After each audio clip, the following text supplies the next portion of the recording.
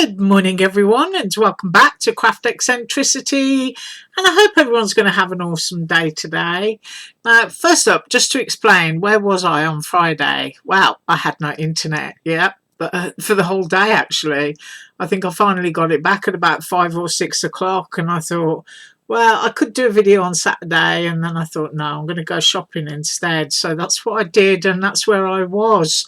And thank you very much for those that inquired about me. But I'm okay, I promise.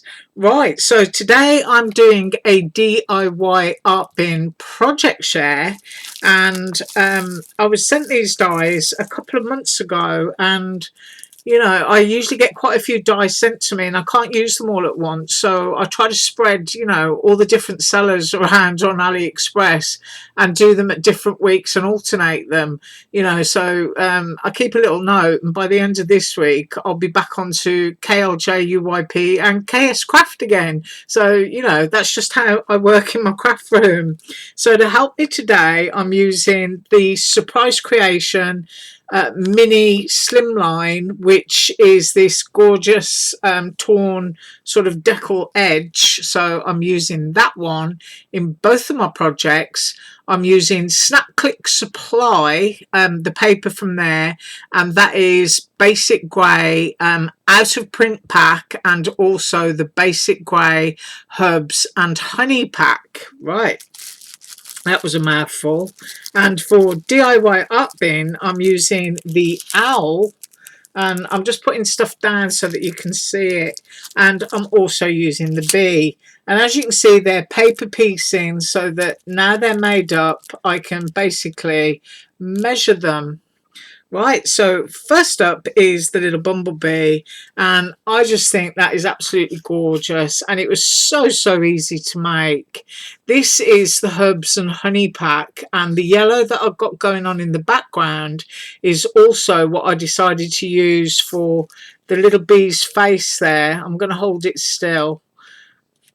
And also on the body, and then I just used a little bit of white gel pen to highlight the heart, the cheeks, and the little antennae. But isn't that cute? And I've tried to sort of like stay true to the colour scheme, because on the website the body of the bee isn't black, it's a kind of chocolate brown, so that's what I've used. But I just think that's absolutely gorgeous. I mean, as you know, I donate all of my cards, so it's very rare that I'll put a sentiment on anything. But you know, you could put buzzing by to say hi, or you are beautiful, or have a beautiful day, and you can use your printer for that, or you can use your stamps for that. But I just think that's really sweet. Just love the expression, and I love the size. So the measurement on that, and first of all, actually, I'll do the mini slimline. I'm not sure if Surprise Creation still has these. That's 6 inches by, and it's the biggest one at the back, so it's 6 by 3. That's how big the biggest one is, and you can see, you know, how many you get in a set, all the way down to the sentiment strip. So you do get quite a few in that pack.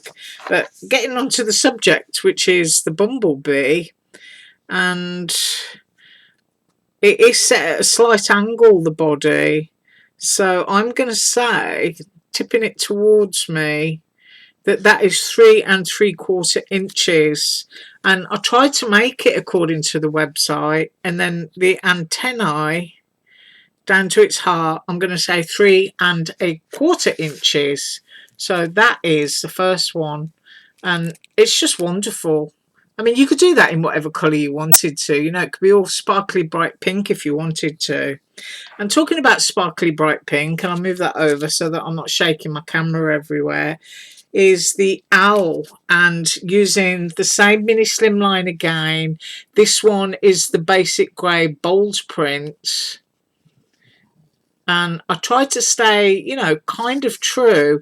And I found that one of the greatest cheats that you can do when you're doing something that's in different shades of pink is to use one colour of pink cardstock, and this one is from Joanne, and then use your markers. So this whole thing is the same colour, except I use my marker on the base of the owl to change the shade of pink. That way, you know, you haven't got to go running around looking for two different shades. You just put your marker across one.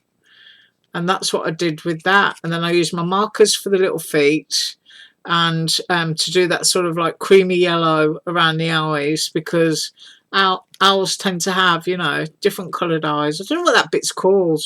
Is that the iris? I know that bit's a pupil, isn't it? Don't ask me at this time in the morning. And I've used gel pen again to dot the eyes and to dot the little feet. This set also comes with a bunch of little hearts, which are like kind of leaves coming off that that tree trunk twig thing there. But I decided to just scatter them all the way up to there, and that's how I decided to do that one. Now, it is put together as per website, including the height of the flower to the head. I mean, you could dot that flower wherever you wanted to, or do a huge cluster of them on the head. You know, you could have a little Frida type owl. So I'm going to go from where it is on the website, and that is 3¼ inches. And then the width, which of course is the tree trunk, which is the biggest bit, or the tree branch, and that is 3 inches. But I just think that's so sweet. Just a great little set. And that's what I've got for you today. Now, I haven't got a clue what I'm going to be up with tomorrow, so I'm going to go mooching around. I'm going to look on my list and see what other papers that I can print off. And I do hope that everybody had a wonderful weekend. And once again, you know, I do apologise about Friday, but these things do happen, and they usually happen to me, which makes it even more exciting. But I do thank you once again so much for watching. I appreciate every single one of you. I promise you I do. I'm still overwhelmed by the amount of comments that I get each day. I'm just so grateful. And yeah.